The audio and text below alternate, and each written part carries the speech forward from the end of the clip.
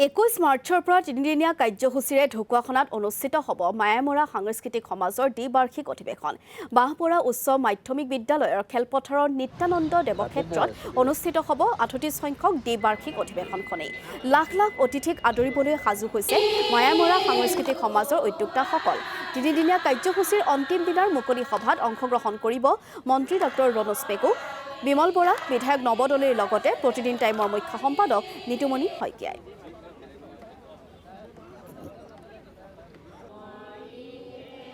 আৰু এই পৰিৱেশ আমি কিছু জানিবলৈ চেষ্টা কৰিম আমাৰ সাংবাদিক প্ৰতাপ দত্তৰ জৰিয়তে। এই মুহূৰ্তত উপস্থিত আছো বাঁহপৰা উচ্চতৰ মাধ্যমিক বিদ্যালয়ৰ খেলপথাৰত আৰু ইয়াতে অনুষ্ঠিত 38 সংখ্যক মায়ামৰা সমাজৰ কেন্দ্ৰীয় দ্বিবাৰ্ষিক অধিৱেশন। আৰু ৰাজ্যৰ 31খন জিলাৰ প্ৰায় লক্ষাধিক ভকত বৈষ্ণৱক আদৰিবৰ বাবে সাজু হৈছে নিত্যানন্দ আটা সমন্বয় ক্ষেত্ৰ। আৰু এই মুহূৰ্তত মই এই খেলপথাৰত উপস্থিত আছো আৰু মোৰ সহযোগীক পোনে পোনে সামগ্ৰিক পৰিৱেশটো দেখাবৰ বাবে অনুৰোধ জনাইছো। অহা 21 মাৰ্চৰ পৰা তিনিদিনীয়া কাৰ্যসূচীৰে 38 সংখ্যক সদৌ অসম মায়ামৰা সাংস্কৃতিক সমাজৰ দ্বিবাৰ্ষিক অধিৱেশন অনুষ্ঠিত হ'ব। আৰু অধিৱেশনক কেন্দ্ৰ কৰি নিত্যানন্দ দেৱ সমন্বয় ক্ষেত্ৰত দেখিবলৈ পোৱা গৈছে ভকত বৈষ্ণৱৰ মাজত আধ্যাত্মিক পৰিৱেশে বিৰাজ কৰা পৰিলক্ষিত হৈছে, যিহেতু তিনিদিনীয়া বৰ্ণিল কাৰ্যসূচীৰে তেওঁলোকে উদযাপন কৰিছে এই কেন্দ্ৰীয় অধিৱেশন। পোনে পোনে উদ্যোক্তাৰ পৰা মন্তব্য ল'বলৈ যত্ন কৰিম। কেতিয়াৰ পৰা আপোনালোকৰ কাৰ্যসূচী আছে আৰু কিমান ভকত বৈষ্ণৱক আদৰিবৰ বাবে আপোনালোকে সাজু হৈছে, সবিশেষ কওকচোন। নমস্কাৰ, জয় জয়তে। আজি উপস্থিত সকলো ৰাইজলৈ মোৰ অশেষ ধন্যবাদ আৰু কৃতজ্ঞতা জনাইছোঁ। যিহেতু আমাৰ অহা 21, 22, 23 মাৰ্চ 2025 তাৰিখৰ পৰা আমাৰ কেন্দ্ৰীয় সমিতিৰ যি দ্বিবাৰ্ষিক অধিৱেশন, এই বাৰ্ষিক অধিৱেশনখন এই বাঁহপৰা হাইস্কুল খেলপথাৰতো অনুষ্ঠিত হ'ব।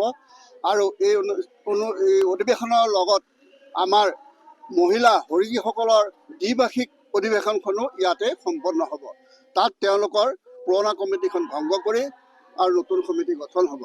এই অধিৱেশন ভাগলৈ আমি অসমৰ 13খন জিলাত আমাৰ মায়ামৰা ভকত সমাজ আছে, ভকত আইসকলো আছে। সকলোৱে এই অধিৱেশন ভাগলৈ আহিব আৰু এই অধিৱেশন ভাগত আমাৰ সত্ৰাধিকাৰ 30খন সত্ৰৰ সত্ৰাধিকাৰসকলক আমি এই অধিৱেশন ভাগলৈ নিমন্ত্ৰণ কৰা হৈছে আৰু তেখেতসকলো আহিম বুলি প্ৰতিশ্ৰুতি দিছে। আৰু এই অধিৱেশন ভাগত যিহেতু আমাৰ ধৰ্মীয় এটা অনুষ্ঠান, এই অনুষ্ঠান ভাগত আমি সেইকাৰণেই আমাৰ সত্ৰাধিকাৰ প্ৰভুসকলক আমি এই সভালৈ নিমন্ত্ৰণ কৰিছোঁ। আৰু তেওঁলোকৰ পৰা আমাৰ গোটেই অসমত মায়ামৰা সমাজৰ ভক্তসকল সিঁচৰিত হৈ আছে। এই সকলোসকলক আধ্যাত্মিক যিখিনি জ্ঞান বা যিখিনি নীতি শিক্ষা দীক্ষা দৰ্শনৰ বিষয়ে, গুৰু অনিৰুদ্ধদেৱৰ বিষয়ে যিখিনি আমাৰ দৰ্শন, এই আমাৰ মায়ামৰা সত্ৰৰ সত্ৰাধিকাৰসকলৰ প্ৰভুসকলৰ দ্বাৰা সকলো ৰাইজৰ ভক্তসকলক জ্ঞান দিব বুলি আমি আশা ৰাখিছোঁ আমাৰ এই অধিৱেশনৰ যোগেদি। আৰু তাৰ লগে লগে আমাৰ বিশিষ্ট অতিথি নিৰ্দিষ্ট বক্তা আমি বিভিন্ন ঠাইৰ পৰা নিমন্ত্ৰণ কৰিছোঁ। সেইমৰ্মে আমাৰ বিভিন্নজন নিৰ্দিষ্ট বক্তা হিচাপে আহিব। আৰু তাৰ লগে লগে আমাৰ নিৰ্দিষ্ট বক্তা এজনক আমি বিশেষভাৱে নিমন্ত্ৰণ কৰা আছে, যিহেতু আমাৰ নিতুমণি শইকীয়া তেখেত এজন জ্যেষ্ঠ সাংবাদিক। তাৰ লগে লগে তেওঁ আমাৰ এই বিহপুৰীয়া অঞ্চলত তেখেতে জন্মগ্ৰহণ কৰিছে, গুৰুজনাৰ যিটো স্থানত তেওঁ জন্মগ্ৰহণ কৰিছে।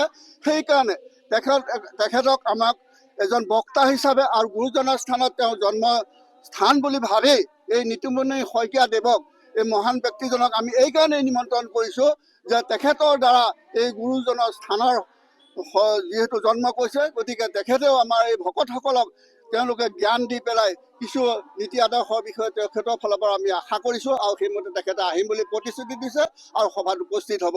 গতিকে মই আজি আপোনালোকৰ এই চেনেল মাধ্যমৰ যোগেদি সকলো 13খন জিলাত সিঁচৰিত হৈ থকা মায়ামৰা ভক্তসকলক আইসকলক মই অনুৰোধ কৰিছোঁ, আহক সকলোৱে এই আজি পিছপৰা এই ঢকুৱাখানা জিলাবাসীক বা আমাৰ ঢকুৱাখানা ধেমাজি জিলাৰ নেতৃত্বত যিটো আমাৰ আজি এই অধিৱেশন ভাগ আৰম্ভ হৈছে, তাত যেন সকলোৱে পূৰ্ণাংগ সহযোগিতা সহকাৰে মই কামনা কৰিছোঁ।